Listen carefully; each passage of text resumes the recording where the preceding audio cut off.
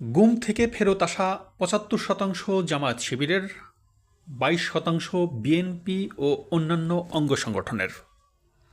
অন্তর্বর্তী সরকারের গঠিত গুম সংক্রান্ত কমিশন অব ইনকোয়ারি রোববার প্রধান উপদেষ্টা অধ্যাপক মোহাম্মদ ইউনূসের কাছে চূড়ান্ত প্রতিবেদন জমা দিয়েছে। রোববার বিকেলে রাষ্ট্রীয় অতিথি ভবন যমুনায় এই প্রতিবেদন জমা দেয় কমিশন। কমিশনের পক্ষ থেকে জানানো হয়, মোট ১,৯১৩টি অভিযোগ গুম তদন্ত কমিশনে জমা পড়ে।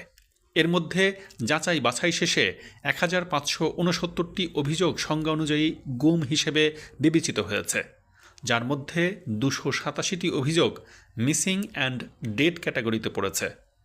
প্রধান উপদেষ্টার প্রেস উইং এক বিবৃতিতে জানায়, বলপূর্বক গুমের পেছনে মূলত রাজনৈতিক উদ্দেশ্য ছিল বলে জানিয়েছেন কমিশন সদস্যরা।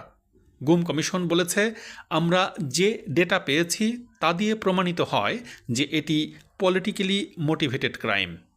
প্রতিবেদনে কমিশন আরও জানায়, গুমের শিকার ব্যক্তিদের মধ্যে যারা জীবিত ফিরেছেন তাদের মধ্যে ৭৫% জামায়াত শিবিরের নেতাকর্মী, অপরদিকে ২২% বিএনপি ও অন্যান্য অঙ্গ সংগঠনের নেতাকর্মী।